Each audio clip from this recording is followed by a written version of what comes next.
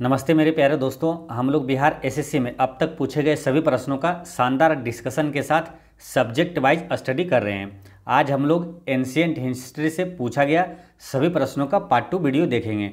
जो प्रश्न जिस चैप्टर से पूछा गया है उस चैप्टर से जितने भी महत्वपूर्ण प्रश्न पूछा जाता है वो सभी प्रश्न बताएंगे जो आपके परीक्षा के लिए संभावित प्रश्न रहेगा।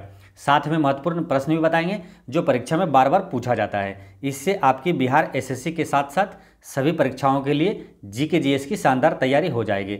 जो पीछे का वीडियो नहीं देखे हैं वो प्लेलिस्ट में जाकर जरूर देख लें। तो चलिए आज का शुरू करते हैं। पहला क्वेश्चन है आज का कि भारत सरकार द्वारा प्रयोग में आने वाला शक संवत किसने प्रारंभ किया था। तो यानी शक संवत किसने शुरू किया था, तो ये किया था कनिष्क ने। ठीक है, शक संवत किसने शुरू किया था, तो कनिष्क ने किया था। और कनिष्क ने शक संवत कब शुरू किया था, तो शक संवत कब शुरू हुआ था, तो 78 एडी में हुआ था, यानी 78 ईस्वी में हुआ था। एडी यानी एनो डोमिनी। ठीक है, और इसी तरह एक है आता है गुप्त संवत। गुप्त संवत को किसने शुरू किया था, तो गुप्त संवत को प्रारंभ किया था चंद्रगुप्त प्रथम ने किया था, वो 319 ईस्वी में किया था। ठीक है, तो ये दो क्वेश्चन इस तरह के आते हैं, तो ये ध्यान रखना है ना। शक संवत का कनिष्क और गुप्त संवत का चंद्रगुप्त प्रथम किया था। ठीक है, अब रही बात कनिष्क की, तो कनिष्क से 3-4 इंपॉर्टेंट क्वेश्चन है जो कि एग्जाम में पूछा जाता है। ठीक है, तो वो सभी यहाँ पर देखेंगे। जैसे कि पहला है कि भारतीयों के लिए रेशम मार्ग की शुरुआत किसने किया था, तो कनिष्क ने किया था। और एक क्वेश्चन आता है कि अश्वघोष किसके दरबार में रहता था, तो अश्वघोष किसके, कनिष्क के दरबार में रहता था। चरक किसके दरबार में रहता था, तो वो भी कनिष्क के दरबार में रहता था। और नागार्जुन किसके दरबार में रहता था, तो वो भी कनिष्क के दरबार में रहता था। तो एक शब्द याद रखना है सिर्फ आपको, अचानक। ये तीनों प्रश्न आपको याद रहेगा ना, अचानक यानी अश्वघोष, चरक और नागार्जुन, ये तीनों कनिष्क के दरबार में रहता था। तो इस तरह से इसको याद रख लेना। ठीक है, जब भी आपसे पूछा जाएगा ना कि अश्वघोष किसके दरबार में रहता था, तो तुरंत आपके दिमाग में आ जाएगा एक शब्द, ये अचानक है ना, कि अश्वघोष, चरक और नागार्जुन ये कनिष्क के दरबार में रहता था। ठीक है, अच्छा एक क्वेश्चन आता है कि किसे द्वितीय अशोक के नाम से जाना जाता है, तो कनिष्क को द्वितीय अशोक के नाम से जाना जाता है। तो इतने सारे इंपॉर्टेंट पॉइंट्स है जो आपको याद रखना है। नेक्स्ट है कि हर्षवर्धन के शासनकाल में भारत कौन आया था, तो हर्षवर्धन के शासनकाल में कौन आया था, तो ह्वेनसोंग आया था, है ना। काफ़ी इंपॉर्टेंट क्वेश्चन है। देखिए जितने भी इसमें क्वेश्चन है वो तो सारा इंपॉर्टेंट है ही, और जितने हम एक्स्ट्रा फैक्ट्स बताएंगे वो सारे काफ़ी इंपॉर्टेंट रहेगा, जो आपके आने वाले किसी भी एग्जाम के लिए वो रामबाण साबित होगा, है ना। सबसे यानी कि समझिए कि आपके जितने भी एग्जाम आएंगे तो उसमें आने के लिए संभावित प्रश्न 99.99% आने की संभावना रहेगी। यानी कि आपको इस चैनल से क्वेश्चन देखने को निश्चित रूप से मिलेगा। तो इसलिए आप कोशिश करिएगा कि मैं जितने भी एक्स्ट्रा फैक्ट्स बताता हूँ उसकी भी आप कॉपी कलम में साथ में रखें और नोट करते जाएं। ठीक है, क्योंकि मैं जो बता रहा हूँ वो काफ़ी इंपॉर्टेंट सारे VVI प्रश्न रहेंगे, 5 स्टार वाला प्रश्न रहेगा, इसलिए सारे चीज़ों को नोट करते जाएँ। हालाँकि मैं आपको याद भी करवाते जाऊँगा साथ साथ में, और अगर 2 बार आप वीडियो देख लेंगे तो आपको आसानी से याद भी हो जाएगा। तो अब यहाँ बात करते हैं किसकी, तो हर्षवर्धन के शासनकाल में भारत कौन आया था, तो ह्वेनसोंग आया था। ठीक है, अब यहाँ से भी 4-5-6 क्वेश्चन है कि एग्जाम में पूछा जाता है, कई एग्जामों में पूछा गया है और हमेशा ये सब क्वेश्चन क्या रिपीट होते रहता है। ठीक है, अब जैसे कि हर्षवर्धन पहले आया है, लाइन में क्या है, हर्षवर्धन के शासनकाल में। तो हर्षवर्धन की बात अगर करें तो एक क्वेश्चन आता है कि नागानंद के लेखक कौन है, तो नागानंद के लेखक कौन है, ये नागानंद पुस्तक है, इनकी 3 पुस्तक है जिससे एग्जाम में पूछा जाता है। एक नागानंद के लेखक कौन है, तो हर्षवर्धन है। एक रत्नावली के लेखक कौन है, तो हर्षवर्धन है। और एक है प्रियदर्शिका, है ना, तो प्रियदर्शिका पुस्तक के लेखक कौन है, तो हर्षवर्धन है। इसे याद कैसे रख लेना है, देखिए एक लाइन आपको, एक लाइन बना देना है। ठीक है, एक लाइन बनाना है, हंस ना रे पिया। ठीक है, एक लाइन बनाना है, तो इससे क्या हो जाएगा, हर्षवर्धन की 3 प्रसिद्ध पुस्तक आपको याद रहेगा, हंस ना रे पिया। ना से नागानंद, रे से क्या हो गया, रत्नावली, और पिया से प्रियदर्शिका। ठीक है, ये 3 प्रसिद्ध पुस्तक जो कि हर्षवर्धन से पूछा जाता है, यही 3 पुस्तक है।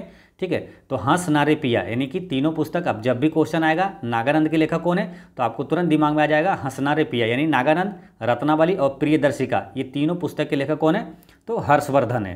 तो ये ध्यान रखना है। और हर्षवर्धन से एक इम्पोर्टेंट क्वेश्चन और आता है कि किसने हर्षवर्धन को पराजित किया था।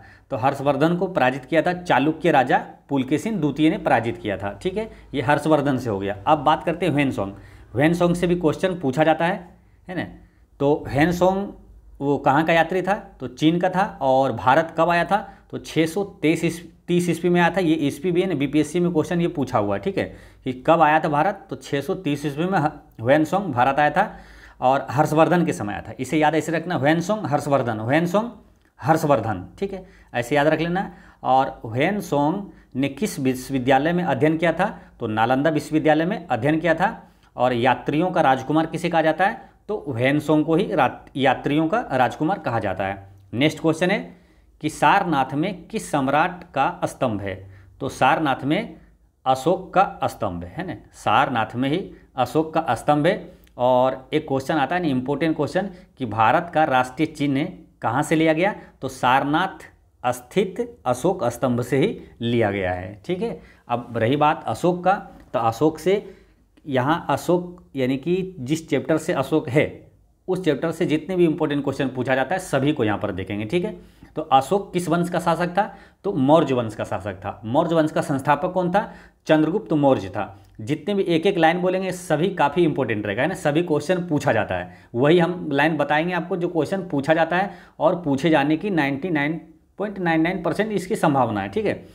तो मौर्य वंश का संस्थापक कौन है, तो चंद्रगुप्त मौर्य। और चंद्रगुप्त मौर्य से एक क्वेश्चन आया था रेलवे एनटीपीसी में, क्वेश्चन आया था कि अशोक किसका पौत्र है। तो आपको याद रखना है अशोक किसका पौत्र है, तो ये चंद्रगुप्त मौर्य का पौत्र है। पौत्र यानी पोता। ठीक है, तो इसको ऐसे याद रखिए कि चंद्रगुप्त मौर्य का पुत्र था बिंदुसार। ठीक है, बिंदुसार, और बिंदुसार का पुत्र था अशोक।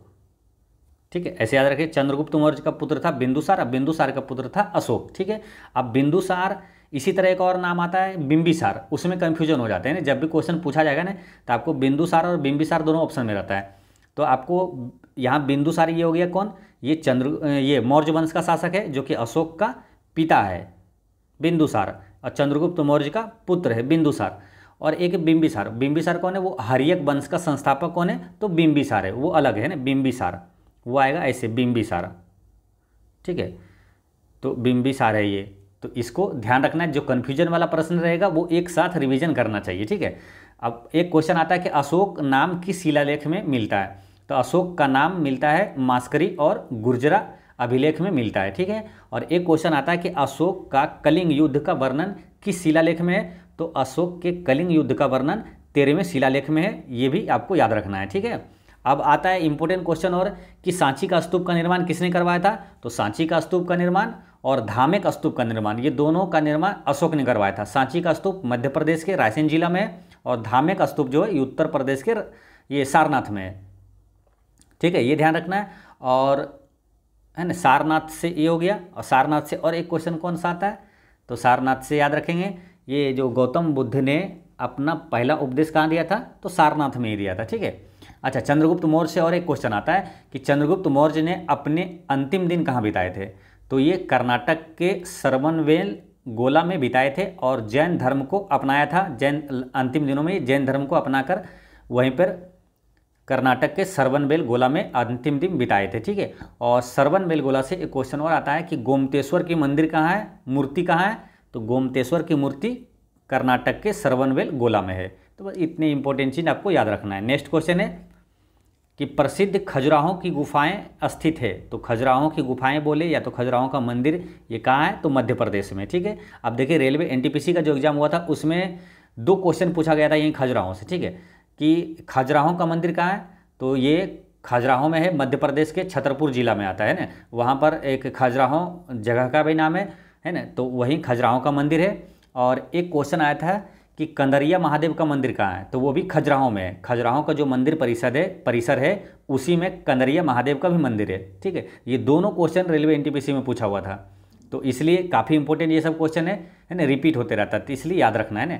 खजुराहों का मंदिर, कंदरिया महादेव का मंदिर, ये दोनों कहाँ है, तो मध्य प्रदेश के खजुराहों में है। अच्छा, कंदरिया महादेव का मंदिर का निर्माण किसने करवाया, तो चंदेल राजा वो को था धंगदेव ने करवाया था ना, धंगदेव चंदेल ने करवाया था, धंगदेव चंदेल ने करवाया था। और खजुराहो का मंदिर अगर पूछते कि खजुराहो का मंदिर का निर्माण किसने करवाया, तो चंदेलों ने करवाया था। नेक्स्ट है कि निम्नलिखित में से कौन सा एक अन्य तीनों के समसामयिक नहीं था, यानी कि तीनों के समसामयिक नहीं था, तो वो कौन था, ये मिलिंद, ये जो तीनों के समसामयिक नहीं था। बाकी जैसे बिंबिसार, गौतम बुद्ध और प्रसेनजीत, ये तीनों एक ही समय के थे, यानी कि ये तीनों 6ठी शताब्दी के, ठीक है, बिंबिसार, गौतम बुद्ध और प्रसेनजीत। जबकि ये जो मिलिंद है ये था 2री शताब्दी, यानी कि इनका मिलिंद जो था 160 से 140 ईसा पूर्व में ये पंजाब क्षेत्र पर शासन किया था, ये मिलिंद। और मिलिंद से एक क्वेश्चन और आता है कि मिलिंद और नागसेन के बीच संवाद का वर्णन किस पुस्तक में है, तो उस पुस्तक का नाम है मिलिंद पन्हो, है ना, मिलिंद पन्हो। ये मिलिंद पन्हो नाम करके ये इसमें क्या है, मिलिंद और नागसेन के बीच का संवाद का वर्णन है मिलिंद पन्हो में, मिलिंद पन्हो में। नेक्स्ट क्वेश्चन है कि निम्नलिखित 4 वेदों में से किस एक में जादुई माया और वशीकरण का वर्णन है, तो जादुई माया और वशीकरण यानी जादू टोना का वर्णन किस में है, तो वो है अथर्ववेद में, है ना। इसका करेक्ट आंसर हो जाता है सी, ऑप्शन नंबर 3 अथर्ववेद में, ठीक है। और अथर्ववेद में है। तो अब यहाँ वेद की बात आई है, तो वेद से कुछ इंपॉर्टेंट क्वेश्चन यहाँ पर देखेंगे, ठीक है। जैसे कि गायत्री मंत्र किस वेद से लिया गया है, तो गायत्री मंत्र ये ऋग्वेद से लिया गया है। और शूद्र का उल्लेख किस वेद में है, तो वो ऋग्वेद के 10वें मंडल में है। यज्ञ का अनुष्ठान ये है वो किस वेद में है, तो यज्ञ का अनुष्ठान यजुर्वेद में है। और एक है संगीत का वर्णन, ये किस वेद में मिलता है, तो सामवेद में मिलता है, ठीक है। और वेद कितने हैं, तो वेद की संख्या कितनी है, 4 है, ऋग्वेद, यजुर्वेद, सामवेद और अथर्ववेद। सबसे प्राचीन वेद का नाम है ऋग्वेद और सबसे नवीनतम वेद जो है वो है अथर्ववेद है। अच्छा, वेद के रचयिता कौन है, तो आपको जब भी वेद का रचयिता पूछे या तो आपके सामने क्वेश्चन आए महाभारत के रचयिता कौन है, तो ये चारों एक साथ याद रखना है। क्या क्या कि वेद, महाभारत, श्रीमद् भगवत गीता और पुराण, ये चारों के रचयिता कौन है, महर्षि वेदव्यास है। नेक्स्ट है कि सारनाथ स्थित स्तंभ का निर्माण किसने करवाया था, तो सारनाथ स्थित स्तंभ का निर्माण ये अशोक ने करवाया था, ठीक है। ये वही सारनाथ स्थित है स्तंभ जहाँ से भारत का राष्ट्रीय जो चिन्ह है वो लिया गया है अशोक स्तंभ से न, तो वही वाला ये है सारनाथ स्थित स्तंभ है अशोक का, ठीक है। यानी क्वेश्चन आता है ना कि भारत का राष्ट्रीय चिन्ह कहाँ से लिया गया, तो सारनाथ स्थित अशोक स्तंभ से लिया गया है। और रही बात ये अशोक की, ने तो अशोक जो सांची का स्तूप का निर्माण किसने करवाया था, अशोक ने। धामे का स्तूप का निर्माण अशोक ने करवाया था। और रही बात सारनाथ की, तो सारनाथ में ने गौतम बुद्ध ने अपना पहला उपदेश कहाँ दिया था, तो सारनाथ में ही दिया था। नेक्स्ट है कि सर्व प्राचीन विधि ग्रंथ कौन है, तो सबसे यानी प्राचीन विधि ग्रंथ कौन है, तो वो है मनुस्मृति, ठीक है। अगर क्वेश्चन ऐसे भी पूछे कि सबसे प्राचीन स्मृति कौन है, तो वो है मनुस्मृति। और ये मनुस्मृति जो है विधि ग्रंथ यानी कि कानून का ये ग्रंथ है। सबसे प्राचीन कौन सा, तो मनुस्मृति है ना। जैसे क्वेश्चन ऐसे भी आता है कि मनुस्मृति का संबंध किससे है, तो विधि या तो कानून से है। नेक्स्ट है कि गुप्त संवत कब प्रारंभ हुआ था, तो गुप्त संवत ये प्रारंभ हुआ था 319 ईस्वी में, है ना। गुप्त संवत 319 ईस्वी में प्रारंभ हुआ था। और एक क्या था, शक संवत, है ना। तो शक संवत कब प्रारंभ हुआ था, तो 78 ईस्वी में प्रारंभ हुआ था। गुप्त संवत को किसने शुरू किया था, तो गुप्त संवत को चंद्रगुप्त प्रथम ने शुरू किया था। 319 या तो 320 कभी ऑप्शन में दे तो दोनों आंसर होता है। 319 से 320 ईस्वी में शुरू किया था इसका गुप्त संवत का किसने, चंद्रगुप्त प्रथम ने। और जो 78 ईस्वी में हुआ था शक संवत को किसने शुरू किया था, तो कनिष्क ने शुरू किया था। ये दोनों क्वेश्चन है, कन्फ्यूजन कर सकता है, इसलिए दोनों को साथ में देख लेना है ना। कनिष्क ने शुरू किया था 78 ईस्वी में शक संवत को, और गुप्त संवत को चंद्रगुप्त प्रथम ने शुरू किया था। अच्छा, चंद्रगुप्त प्रथम से एक क्वेश्चन और आता है कि गुप्त वंश का वास्तविक संस्थापक कौन था, तो चंद्रगुप्त प्रथम ही था। ऐसे गुप्त वंश की संस्थापक अगर पूछे तो वो श्रीगुप्त है, लेकिन अगर वास्तविक संस्थापक पूछे तो ये चंद्रगुप्त प्रथम ही था। नेक्स्ट है कि गुप्त वंश का संस्थापक कौन था। तो गुप्त वंश का संस्थापक तो कौन है था, तो श्रीगुप्त था। वास्तविक संस्थापक पूछे तो चंद्रगुप्त प्रथम था। ठीक है, ये याद रखना है। देखिए एक चीज़ ध्यान रखना है आपको कि जितना रिवीजन करेंगे उतना आपके तैयारी स्ट्रोंग होते जाएगी। यानी कि किसी भी कंपटीशन की तैयारी करने का सबसे शानदार तरीका होता है कि रिवीजन। आप जितना अधिक से अधिक रिवीजन करेंगे उतना अधिक से अधिक क्वेश्चन आपको याद रहेगा और कन्फर्म रहेगा और कॉन्फिडेंस लेवल आपका हाई होगा। इसलिए रिवीजन जब भी क्वेश्चन एक आए उससे रिलेटेड जितने भी इंपॉर्टेंट क्वेश्चन है या तो कन्फ्यूजन वाला है, सबको एक साथ तुरंत रिवीजन करना चाहिए। रिवीजन करने से ही आपकी स्किल डेवलपमेंट होती है और आपका जीके जीएस पर पकड़ काफ़ी स्ट्रोंग हो जाती है। तो अब यहाँ गुप्त वंश की बात आई। गुप्त वंश से कई इंपॉर्टेंट क्वेश्चन है जो कि पूछा जाता है, तो यहाँ पर सबको देखेंगे। जैसे गुप्त वंश का वास्तविक संस्थापक हो गया चंद्रगुप्त प्रथम, और भारत का नेपोलियन किसे कहा जाता है, तो समुद्रगुप्त को कहा जाता है। ठीक है, भारत का नेपोलियन समुद्रगुप्त जैसे आया तो फिर एक चीज़ ध्यान में रख लेंगे कि कन्फ्यूजन वाला एक क्वेश्चन आ जाता है कि ईरान का नेपोलियन किसे कहा जाता है। तो दोनों ध्यान रखेंगे ना, भारत का नेपोलियन समुद्रगुप्त को और ईरान का नेपोलियन नादिर शाह को कहा जाता है। और समुद्रगुप्त से एक क्वेश्चन और आता है कि किस गुप्त शासक को सिक्कों पर बीना बजाते हुए दिखाया गया, तो समुद्रगुप्त को दिखाया गया। ठीक है, अच्छा, नालंदा विश्वविद्यालय की स्थापना किसने किया था, कुमारगुप्त प्रथम ने किया था। जब भी नालंदा विश्वविद्यालय है तो विक्रमशिला विश्वविद्यालय के बारे में भी साथ में पढ़ना है। तो नालंदा विश्वविद्यालय की स्थापना कुमारगुप्त प्रथम ने और विक्रमशिला विश्वविद्यालय की स्थापना धर्मपाल ने किया था। और नालंदा विश्वविद्यालय को नष्ट किसने किया था, तो आपको याद रखना है ऐसे कि नालंदा विश्वविद्यालय और विक्रमशिला विश्वविद्यालय ये दोनों को ध्वस्त किया था बख्तियार खिलजी ने। किसने ध्वस्त किया था, बख्तियार खिलजी ने। इसे याद ऐसे रख लीजिए कि जो बख्तियारपुर स्टेशन का नाम है तो इसी बख्तियार खिलजी के नाम पर ही रखा गया है। अच्छा, गुप्त संवत की स्थापना किसने किया था, तो गुप्त संवत की स्थापना चंद्रगुप्त प्रथम ने किया था। और गुप्त की भाषा क्या है, तो क्वेश्चन आता है, देखिए दो वंश की भाषा है निश्चित रूप से पूछा जाता है। एक गुप्त काल की पूछा जाएगा आधिकारिक भाषा क्या है, और एक मुगल काल की आधिकारिक भाषा क्या है। तो दोनों याद रखना है। गुप्त की भाषा है संस्कृत, इसे याद ऐसे रखना है, गुप्त संस्कृत। और मुगल काल की भाषा है फारसी, इसे याद ऐसे रख लेना है कि जैसे मजाक में बोलते हैं दोस्तों लोगों को कि मुँहा फाड़ देंगे, यानी मुगल काल की फारसी, मुँहा फाड़ देंगे यानी मुगल काल की भाषा क्या है, फारसी है। तो ऐसे रिलेट करके याद रख लेना है। नेक्स्ट है कि तोलकपियम ग्रंथ संबंधित है। तो तोलकपियम ग्रंथ ये संबंधित है, ये किससे, व्याकरण से संबंधित है। तोलकपियम ग्रंथ व्याकरण से संबंधित है। और तोलकपियम के लेखक कौन है, तो तोलकपियम के लेखक है तोलकपियर, है ना, पीएम लास्ट में है ना, वो आ जाएगा तोलकपियर। इसके लेखक है तोलकपियर, यानी कि अपने नाम पर ही ये ग्रंथ का नाम रखा है ना, तो तोलकपियर इसके लेखक है। ठीक है, और ये तमिल महाकाव्य है, 2-3 है जो कि एग्जाम में पूछा जाता है ना। जैसे अपने मतलब भारत का जो महाकाव्य है हिंदी जो महाकाव्य है, और उसी तरह के तमिल महाकाव्य है 2-3 है जो कि एग्जाम में पूछा जाता है। ठीक है, जैसे एक तो तोलकपियम हो गया, तो इसका लेखक कौन है, तोलकापियर है। और एक क्वेश्चन आता है कि शिल्पादिकारम, ये पुस्तक के लेखक कौन है, ये महाकाव्य है, तो ये महाकाव्य के लेखक कौन है, शिल्पादिकारम के लेखक है इलंगो आदिगल, है ना, शिल्पादिकारम के लेखक है इलंगो आदिगल। तो ये याद रखना है, इलंगो आदिगल ये इसका नाम है ना, इलंगो आदिगल शिल्पादिकारम के लेखक है। और एक आता है मणि मैकले के लेखक कौन है, तो मणि मैकले महाकाव्य के लेखक है शीतले सतनार। मणि मैकले शीतले मणि मैकले के लेखक कौन है, शीतले सतनार है। ठीक है, अच्छा, एक क्वेश्चन आता है कि पहला संस्कृत व्याकरण ग्रंथ कौन सा था, तो पहला संस्कृत व्याकरण ग्रंथ था अष्टाध्यायी। ठीक है, तो अष्टाध्यायी के बारे में क्वेश्चन कई बार एग्जाम में पूछा हुआ है ना, कई बार रिपीट होता है, अष्टाध्यायी के लेखक कौन है, तो अष्टाध्यायी के लेखक कौन है, पाणिनि। इसे याद ऐसे रख लीजिए कि अष्टा को रिलेट करिए, अष्टाध्यायी को रिलेट करिए, अष्टा यानी कष्ट से, है ना, तो किसी को जब कष्ट होगा तो उसे क्या, पानी देंगे, यानी कि कष्ट होगा पानी देंगे, यानी कष्ट यानी हो गया अष्टाध्यायी, और पानी यानी पाणिनि, है ना, तो अष्टाध्यायी के लेखक कौन हो गया, पाणिनि। नेक्स्ट है,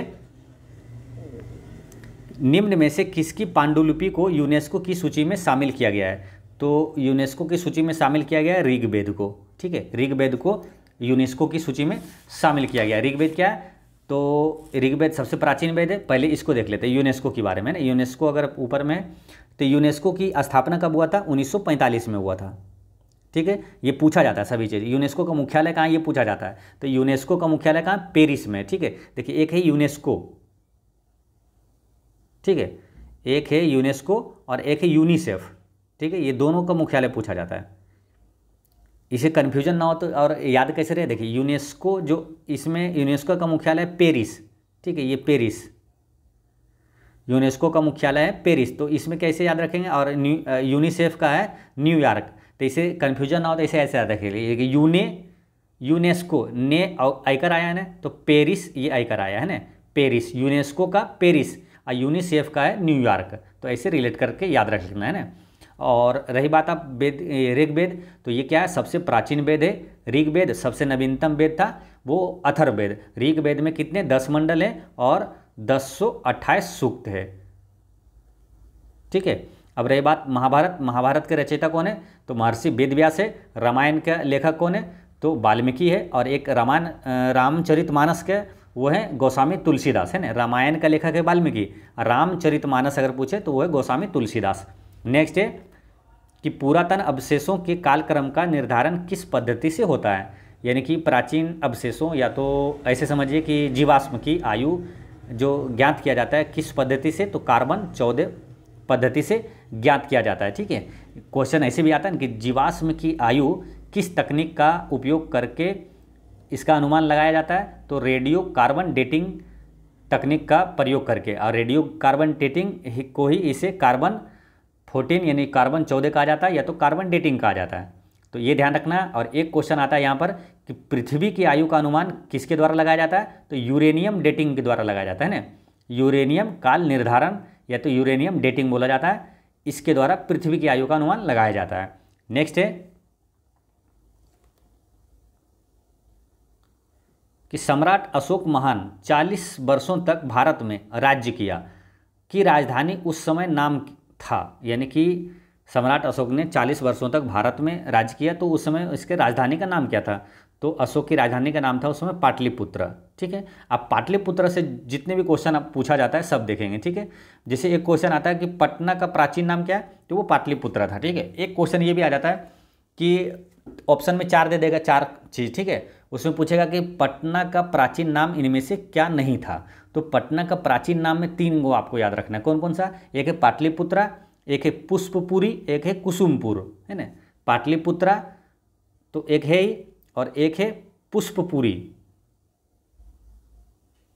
पुष्पपुरी और एक है कुसुमपुर। तो ये तीनों है ना पटना का प्राचीन नाम था।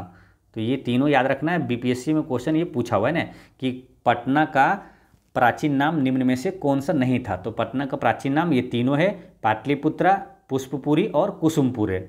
तो ये ध्यान रखना है। ठीक है, अच्छा पाटलिपुत्र की स्थापना किसने किया था, तो पाटलिपुत्र की स्थापना किसने किया था, इसमें कन्फ्यूजन होता है, कभी आंसर आ जाता है आपका अजातशत्रु, कभी ये उदयन आ जाता है। ठीक है, तो आपको यहाँ पर थोड़ा ध्यान रखना है कि पाटलिपुत्र की स्थापना किया था अजातशत्रु ने। ठीक है, और पाटलिपुत्र को मगध की राजधानी के रूप में स्थापना किया था अजातशत्रु ने किया था। तो ये ध्यान रखना है आपको, है ना। अगर सिंपल पूछ दे कि पाटलिपुत्र की स्थापना किसने किया था, अजातशत्रु ने किया था, और पाटलिपुत्र को मगध की राजधानी के रूप में इसकी स्थापना किसने किया था, तो अजातशत्रु का पुत्र उदयन ने किया था। ठीक है, ये ध्यान रखना है। अगर ऑप्शन में अजातशत्रु नहीं हो तो आंसर कुछ भी पूछे, जैसे पाटलिपुत्र का स्थापना किसने किया, तो आंसर वहाँ उदयन हो जाएगा। लेकिन अगर ऑप्शन में अजातशत्रु है, ठीक है, और उदयन भी है, तो पाटलिपुत्र की स्थापना किसने किया, तो अजातशत्रु आंसर होगा। और पाटलिपुत्र को मगध की राजधानी के रूप में स्थापना किसने किया अगर पूछे, तो उसका आंसर उदयन होगा। तो ये ध्यान रखना है। ठीक है, पाटलिपुत्र से और कौन सा क्वेश्चन आता है कि तृतीय बौद्ध संगीति कहाँ हुआ था, तो पाटलिपुत्र में हुआ था। ठीक है, अच्छा बौद्ध संगीति, तृतीय बौद्ध संगीति पाटलिपुत्र में होता, पहली बौद्ध संगीति राजगीर, दूसरा वैशाली, तीसरा पाटलिपुत्र में हुआ था, चौथा कश्मीर के कुंडलवन में हुआ था। अच्छा पाटलिपुत्र से एक और क्वेश्चन आता है कि पाटलिपुत्र में स्थित चंद्रगुप्त मौर्य का महल मुख्यतः किसका बना था, तो वो लकड़ी का बना था, ये याद रखना है। नेक्स्ट है कि प्राचीन नगर तक्षशिला निम्नलिखित में से किन के बीच स्थित था, ये तक्षशिला जो है ये स्थित था सिंधु और झेलम नदी के बीच में स्थित था। ठीक है, अब रही बात तक्षशिला की, अब तक्षशिला से क्वेश्चन आता है कि विश्व का पहला विश्वविद्यालय कौन सा था, तो तक्षशिला विश्वविद्यालय था, जो कि कहाँ है अभी वर्तमान में, पाकिस्तान में है। अच्छा भारत का सबसे प्राचीन विश्वविद्यालय कौन था, तो वो नालंदा विश्वविद्यालय था। तक्षशिला से एक क्वेश्चन और आता है कि कौटिल्य किस विश्वविद्यालय में शिक्षण कार्य करते थे। तो यानी कि किस विश्वविद्यालय में वो कुलपति थे या पढ़ाते थे, तो वो तक्षशिला विश्वविद्यालय में वो शिक्षण कार्य करते थे। ठीक है, और ये एक क्वेश्चन आता है कि अर्थशास्त्र के लेखक कौन है। तो अर्थशास्त्र के लेखक है कौटिल्य, और कौटिल्य का ही नाम है चाणक्य या तो विष्णुगुप्त, यानी एक ही व्यक्ति का नाम है कौटिल्य और उसे ही चाणक्य कहा जाता है और विष्णुगुप्त भी कहा जाता है। और ये कहाँ, तक्षशिला में ये शिक्षण कार्य करते थे ये कौटिल्य। नेक्स्ट है हड़प्पा सभ्यता संबंधित है। तो हड़प्पा सभ्यता ये संबंधित है किससे, कांस्य युग से संबंधित है। क्यों, क्योंकि हड़प्पा सभ्यता के लोग मुख्य रूप से किस धातु का प्रयोग करता था, तो कांसा का प्रयोग करता था, है ना। तो इसलिए इसे कांस्य युगीन सभ्यता भी कहा जाता है। और कांसा किसका मिश्रण है, ये क्वेश्चन भी पूछा जाता है। तो कांसा मिश्रण है टीन और तांबा का, इसे याद रख लेना, काटता, है ना। कांसा किसका मिश्रण है, टीन और तांबा का मिश्रण है। और हड़प्पा सभ्यता को ही कांस्य युगीन सभ्यता भी कहा जाता है और सिंधु सभ्यता भी कहा जाता है। और इसका जो काल है वो कितना है, 2350 ईसा पूर्व से 1750 ईसा पूर्व है। हड़प्पा सभ्यता की खोज किसने किया था, तो दयाराम साहनी ने किया था, 1921 ईस्वी में किया था, है ना। और ये हड़प्पा किस नदी के किनारे है, तो रावी नदी के किनारे है, ये ध्यान रखना है। अच्छा, मानव ने सर्वप्रथम किस धातु का प्रयोग किया था, तो मानव ने सर्वप्रथम तांबा धातु का प्रयोग किया था। नेक्स्ट है कि चीनी तीर्थयात्री ह्वेनसोंग ने भारत का भ्रमण किया। देखिए कितनी बार ये क्वेश्चन पूछा हुआ है ना। ये बिहार एसएससी की सिर्फ बात हो रही है, बाकी और भी देखेंगे बिहार पुलिस, बिहार दरोगा, बीपीएससी में कई बार ये क्वेश्चन में रिपीट होते रहता है। तो चीनी यात्री ह्वेनसोंग ने भारत का भ्रमण किया था कब, तो ह्वेनसोंग हर्षवर्धन, ह्वेनसोंग हर्षवर्धन यानी हर्षवर्धन के शासनकाल में ये भारत आया था। ठीक है, और जो ह्वेनसोंग है कब आया था, तो 630 ईस्वी में आया था। ह्वेनसोंग ने किस विश्वविद्यालय में अध्ययन किया था, नालंदा विश्वविद्यालय में। यात्रियों का राजकुमार किसे कहा जाता है, ह्वेनसोंग को कहा जाता है। रही बात हर्षवर्धन की, तो नागानंद, रत्नावली और प्रियदर्शिका, ये तीनों के लेखक कौन है, हर्षवर्धन, है ना। हंस ना रे पिया, हंस यानी हर्षवर्धन, ना रे पिया, नागानंद, रत्नावली और प्रियदर्शिका। अच्छा, एक क्वेश्चन आता है आपको कन्फ्यूजन कर सकता है, ये एक हर्षवर्धन से रिलेटेड आता है कि हर्षचरित्र पुस्तक के लेखक कौन है। तो हर्षचरितम या तो हर्षचरित्र पुस्तक के लेखक है बाणभट्ट।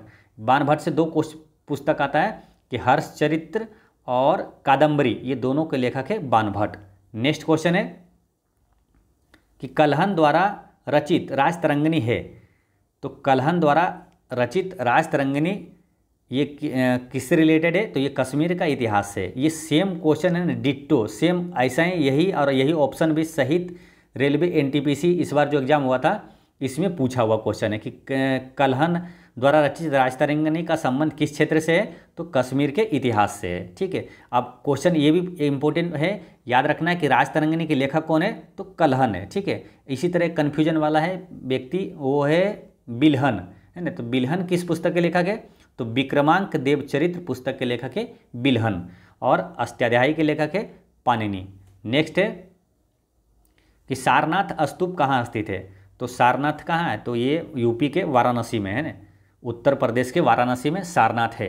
सारनाथ स्तंभ, जो सारनाथ स्थित स्तंभ का निर्माण किसने किया था, तो अशोक ने करवाया था। भारत का राष्ट्रीय चिन्ह जो है वो कहाँ से लिया गया था, तो सारनाथ स्थित अशोक स्तंभ से लिया गया। धार्मिक स्तूप कहाँ है, सारनाथ उत्तर प्रदेश में। गौतम बुद्ध ने अपना पहला उपदेश कहाँ दिया था, तो सारनाथ में ही दिया था। तो सारनाथ से इतनी इंपॉर्टेंट क्वेश्चन पूछा जाता है। नेक्स्ट है कि प्राचीन भारत का सुप्रसिद्ध व्यक्ति पाणिनि था।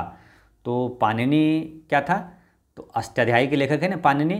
तो ये अष्टाध्यायी जो क्या था, वो पहला संस्कृत व्याकरण ग्रंथ कौन सा है, अष्टाध्यायी, यानी कि ये व्याकरण शास्त्री थे, है ना। इसका करेक्ट आंसर हो जाएगा, ये एक व्याकरण शास्त्री थे। क्योंकि अगर क्वेश्चन ऐसे आता है पहला व्याकरण संस्कृत व्याकरण ग्रंथ कौन सा था, तो अष्टाध्यायी था। अष्टाध्यायी के लेखक कौन है, तो पाणिनि है। इसे याद कैसे रखना है, अष्ट को वही कष्ट से रिलेट कर देना है, यानी कष्ट होकर किसी को तो पानी देंगे, है ना। अष्टाध्यायी के लेखक पाणिनि है। ये भी काफ़ी इंपॉर्टेंट क्वेश्चन है, कई बार एग्जाम में रिपीट होते रहता है ना। तो इसको ऐसे रिलेट करके याद रख लेना है। नेक्स्ट है कि एक विशाल सार्वजनिक स्नानागार ग्रेट वाथ सिंधु घाटी सभ्यता के कौन से स्थल से मिला है, यानी कि विशाल स्नानागार कहाँ से मिला है, तो ये मोहनजोदड़ो से मिला है। अगर क्वेश्चन ये भी पूछा जाए कि विशाल अन्नागार कहाँ से मिला है, तो वो भी मोहनजोदड़ो से मिला है। मोहनजोदड़ो से और कितने क्वेश्चन आते हैं, तो ये आता है कि मोहनजोदड़ो की खोज किसने किया, राखालदास बनर्जी ने 1922 ईस्वी में किया था। और एक क्वेश्चन आता है कि मोहनजोदड़ो किस नदी के तट पर है, तो सिंधु नदी के तट पर स्थित है, और हड़प्पा रावी नदी के तट पर स्थित था। मोहनजोदड़ो से एक क्वेश्चन एक काफ़ी इंपॉर्टेंट है लेकिन बहुत हल्का है, लेकिन हमेशा एग्जाम में आता है। कौन सा, तो सिंपल क्वेश्चन लिखा रहेगा कि मोहनजोदड़ो का अर्थ है, तो इसका अर्थ क्या है, मृतकों का टीला है। ये काफ़ी इंपॉर्टेंट है, याद रखना है ना। मोहनजोदड़ो का अर्थ है मृतकों का टीला। नेक्स्ट है कि सम्राट अशोक के पिता थे, तो सम्राट अशोक के पिता कौन थे, देखिए यहाँ बिंबिसार भी है ऑप्शन में और बिंदुसार भी है, इसलिए कन्फ्यूजन होता है। इसलिए जब भी पढ़ेंगे दोनों के बारे में जानेंगे कि व्यक्ति दोनों है कौन, है ना। तो अशोक के पिता है ये बिंदुसार, ठीक है। और ये बिंबिसार कौन है, ये हर्यक वंश का संस्थापक है ये, ठीक है। और ऐसे याद करवाए थे ना कि अशोक जो है किस वंश का शासक था, चंद्रगुप्त, ये मौर्य वंश का था, मौर्य वंश का संस्थापक था चंद्रगुप्त मौर्य। और चंद्रगुप्त मौर्य का पुत्र था, चंद्रगुप्त मौर्य का पुत्र है बिंदुसार और बिंदुसार का पुत्र है अशोक, ठीक है। ऐसे रिलेट करके इसको याद रख लेना है। चलिए नेक्स्ट क्वेश्चन है कि हड़प्पा सभ्यता के औजार व हथियार अधिकतर बने होते थे, तो हड़प्पा सभ्यता के औजार और हथियार ये अधिकतर किसका बना होता था, ताम्र, टीन तथा कांस्य का बना होता था। नेक्स्ट क्वेश्चन है कि निम्न में वेदों का सही कालानुक्रमिक क्रम है, यानी कि सबसे प्राचीन वेद कौन सा है, उसके बाद कौन सा वेद आया, तो इस अनुसार से इसका बढ़ते क्रम में बताना है। तो सबसे जो इसका सही जो कालानुक्रमिक है वो है पहले ऋग्वेद है, उसके बाद सामवेद, फिर यजुर्वेद, उसके बाद सबसे नया है अथर्ववेद। तो इसका आंसर क्या हो जाता है, 2 है ना। वेदों की संख्या कितनी है, 4 है। वो सबसे प्राचीन वेद है ऋग्वेद, सबसे नया वेद है अथर्ववेद है। ऋग्वेद में क्या है, गायत्री मंत्र का उल्लेख है, संगीत का वर्णन कहाँ है, सामवेद में, और जो यज्ञ का अनुष्ठान है वो यजुर्वेद में है, और जादुई टोना जो है, जादू टोना, वो किसमें है, अथर्ववेद में है। नेक्स्ट है कि उपनिषदों को वेदांत के रूप में भी जाना जाता है, उनकी संख्या कितनी है, यानी कि उपनिषद की संख्या कितनी है, तो वो है 108। अच्छा, वेदों की संख्या कितनी है, 4, वेदांग कितना है, 6, है ना। तो ये तीनों चीज़ें याद रखना है ना, तीनों पूछा जाता है। तो उपनिषद कितना, 108, वेद 4 और वेदांग की संख्या कितनी है, 6। अच्छा, उपनिषद से और भी क्वेश्चन आता है, कौन सा, सबसे प्राचीन उपनिषद का नाम क्या है, तो वो है बृहदारण्यक, है ना, बृहदारण्यक। एक इंपॉर्टेंट क्वेश्चन आता है कि भारत का राष्ट्रीय चिन्ह जो राष्ट्रीय आदर्श वाक्य है सत्यमेव जयते, वो किस उपनिषद से लिया गया है, तो मुंडको उपनिषद से लिया गया है। नेक्स्ट है, इसमें क्या मिलान करना है, मिलान क्या करना है कि लिस्ट 1 में जो है ना ये दिया हुआ है प्राचीन नाम जो है नदी का, और ये नया नाम अभी ये है, तो जैसे बितस्ता है, ये किसका प्राचीन नाम था, तो ये था बितस्ता, झेलम नदी का प्राचीन नाम था, है। इसका हो जाएगा 1 का 3, है ना। झेलम का प्राचीन नाम था बितस्ता। चलिए थोड़ा इसको बड़ा करते हैं, ठीक है। और ये हो जाएगा बितस्ता किसका, झेलम का प्राचीन नाम था, और बी जो है यानी अस्किनी, ये किसका, चेनाब का प्राचीन नाम था अस्किनी, और परुसनी जो है ये रावी नदी का प्राचीन नाम था परुसनी, और बिपाशा ब्यास का प्राचीन नाम था ना, बिपाशा ब्यास, बिपाशा ब्यास, है ना, बिपाशा ब्यास यानी ब्यास का प्राचीन नाम था बिपाशा नदी, ठीक है। तो इस तरह से इसका आंसर हो जाएगा कौन, 56 का ऑप्शन नंबर 3 हो जाएगा इसका करेक्ट आंसर। नेक्स्ट है कि जैनियों के अनुसार जैन धर्म के संस्थापक कौन थे, तो जैन धर्म के संस्थापक कौन थे, ऋषभदेव थे। और यहाँ पर इंपॉर्टेंट क्वेश्चन आता है, जैन धर्म का प्रथम तीर्थंकर के बारे में पूछा जाता है, कौन था, तो वो ऋषभदेव था। और दूसरा तीर्थंकर अजितनाथ था, और 23वें तीर्थंकर पार्श्वनाथ था, और 24वें और अंतिम तीर्थंकर महावीर स्वामी था। महावीर स्वामी का जन्म कब हुआ था, तो 540 ईसा पूर्व में वैशाली के कुंडग्राम में हुआ था। महावीर स्वामी की मृत्यु 468 ईसा पूर्व में राजगीर के पावापुरी में हुआ था। नेक्स्ट है कि प्राचीन भारत के प्रसिद्ध शासक जिसने अपने जीवन के अंत समय में जैन धर्म का ग्रहण किया था, तो जैन धर्म को अपनाया था अंतिम समय में किसने, चंद्रगुप्त मौर्य ने, है ना। चंद्रगुप्त मौर्य ने अपना अंतिम दिन कहाँ बिताया था, तो कर्नाटक के श्रवणबेल गोला में बिताया था और जैन धर्म को अपनाकर वहीं पर ये रुके थे और अंतिम दिन यानी कि इनकी मृत्यु वहीं पर हो गई थी। और ये कौन थे? चंद्रगुप्त मौर्य, ये मौर्य वंश का संस्थापक था। नेक्स्ट है कि अशोक के शिलालेख लिखे गए हैं। तो अशोक का शिलालेख जो है ना, ये लिखा गया है, ग्रीक में भी लिखा गया है, खरोष्टी में भी लिखा गया है, अरमाइक में भी लिखा गया है। तो इस तरह इसका आंसर होता है ऑप्शन नंबर 2 है ना, 1, 2 और 3 में मुख्य रूप से लिखा गया है। ठीक है, खरोष्टी, खरोष्टी ग्रीक, खरोष्टी और अरमाइक। ठीक है, अशोक के शिलालेख लिखा गया है। और एक क्वेश्चन आता है कि अशोक का अधिकांश शिलालेख किस लिपि में लिखा गया है? तो ब्राह्मणी लिपि में लिखा गया है। नेक्स्ट है कि पंचतंत्र लिखा गया है। तो पंचतंत्र लिखा गया, इसे आपको याद भी करवाएं कई वीडियो में। पंचतंत्र को रिलेट करना है पंचमंत्र से, है ना, पंचमंत्र। जब भी क्वेश्चन आएगा तो ये पंचतंत्र बोलेगा, यानी पंचमंत्र, यानी विष्णु भगवान की पूजा जब करते हैं तो पंचमंत्र का उच्चारण करते हैं। ठीक है, तो पंचतंत्र के लेखक कौन हो गया? तो विष्णु शर्मा हो गया, है ना। पंचमंत्र का उच्चारण करते हैं जब विष्णु भगवान की पूजा करते हैं। तो पंचतंत्र के लेखक कौन है? विष्णु शर्मा है। अब कालिदास के भी कई पुस्तक है जो कि एग्जाम में आता है, जैसे मेघदूतम के लेखक कौन है? तो कालिदास है। ठीक है, रघुवंशम के लेखक कालिदास है। कुमार संभवम के लेखक कौन है? कालिदास है। अभिज्ञान शकुंतलम के लेखक कौन है? कालिदास है। अब एक चीज़ ध्यान दीजिएगा, देखिएगा सभी जो पुस्तक है इनका 4 इंपॉर्टेंट, ये सभी का जो लास्ट में वॉइस है ना एक जैसा आएगा। देखिए, मेघदूतम, रघुवंशम, कुमार संभवम, अभिज्ञान शकुंतलम, है ना, इसके लेखक कौन है? तो कालिदास है। ठीक है, भारत का शेक्सपियर किसे कहा जाता है? तो कालिदास को ही कहा जाता है। और रही बात किनका? तुलसीदास की।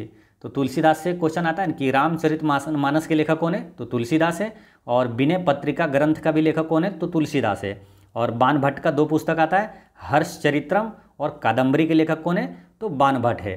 तो दोस्तों इस तरह से प्राचीन इतिहास का पार्ट 2 वीडियो होता है समाप्त। और पिछले वीडियो में मैंने आपसे क्वेश्चन पूछा था कि 2024 में बिहार के किस व्यक्ति को पद्म विभूषण पुरस्कार मिला है? तो बिंदेश्वर पाठक को मिला है। और आज का क्वेश्चन है कि 2024 में बिहार के किस व्यक्ति को भारत रत्न दिया गया है? तो इसका आंसर आप कमेंट में दीजिएगा। और एक चीज़ हमेशा याद रखना है कि आपकी मुस्कान एक अनमोल खजाना है, इसे छोटी छोटी बातों में खोने ना दें। पढ़ते रहें, मुस्कुराते रहें। जय हिंद दोस्तों।